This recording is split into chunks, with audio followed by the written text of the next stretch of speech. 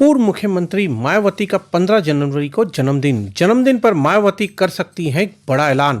लोकसभा चुनाव को लेकर मायावती का जन्मदिन खास। मायावती ने अभी तक नहीं खोले अपने पत्ते। मायावती को लेकर कयासों का बाजार गर्म। चलिए दोस्तों, इन सारी खबरों को बड़े विस्तार से जानते हैं और आप लोगों से विनम्र निवेदन है, चैनल को सब्सक्राइब करें, बेल आइकन जरूर दबाएं क्योंकि मेरे आने वाली वीडियो का लिंक सबसे पहले आपको मिलेगा। चलिए आगे बढ़ते हैं। बहुजन समाज पार्टी के राष्ट्रीय अध्यक्ष व उत्तर प्रदेश के पूर्व मुख्यमंत्री मायावती का जन्मदिन 15 जनवरी को है। 15 जनवरी 1956 को पैदा हुई मायावती 68 साल की हो गई हैं। 4 बार उत्तर प्रदेश की मुख्यमंत्री रही, देश की पहली दलित महिला मुख्यमंत्री बनी थी। भाजपा के समर्थन के साथ मुख्यमंत्री बनने के बाद साल 2007 से लेकर 2012 तक अपने दम पर बहुजन समाज पार्टी को प्रचंड बहुमत से जीत दिलाने वाली पहली नेता रही हैं। वह उत्तर प्रदेश की पहली नेता है जिन्होंने 2007 में बहुजन समाज पार्टी को 212 सीटें जिताकर बहुमत दिलाया था। इस बार का जन्मदिन मायावती के लिए बहुत ही खास महत्वपूर्ण है क्योंकि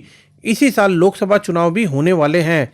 ऐसे में जन्मदिन का एक बड़ा ऐलान कर सकती हैं। बसपा सुप्रीमो मायावती अभी तक लगातार ये कहती रही हैं कि अकेले दम पर लोकसभा चुनाव लड़ना है, किसी भी पार्टी से गठबंधन नहीं किया जाएगा। हालांकि मायावती की पार्टी से गठबंधन के लिए इंडिया गठबंधन की पार्टियां ललायित हैं।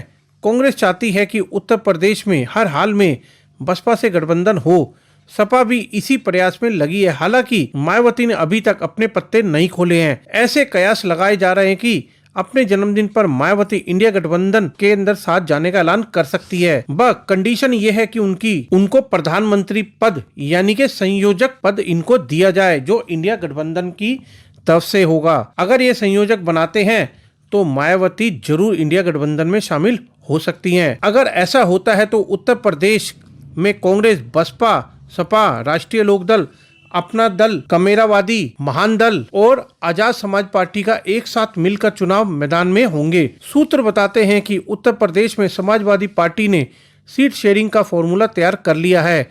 समाजवादी पार्टी बहुजन समाज पार्टी को 25 से 30 सीटें दे सकती है। हालांकि मायावती अखिलेश से खुद को बड़ा नेता मानती है, इसीलिए वे समाजवादी पार्टी के बराबर की सीट लेकर तो गठबंधन में शामिल होने को तैयार हो सकती हैं, लेकिन अखिलेश से कम सीटें मायावती को किसी भी हाल में मंजूर नहीं होगी। हालांकि अखिलेश भी यह दावा करते हैं कि पिछले विधानसभा चुनाव में नतीजों के से विपक्ष के रूप में समाजवादी पार्टी ही सबसे बड़ी पार्टी है। ऐसे में सबसे ज्यादा सीटों पर उसका हक है।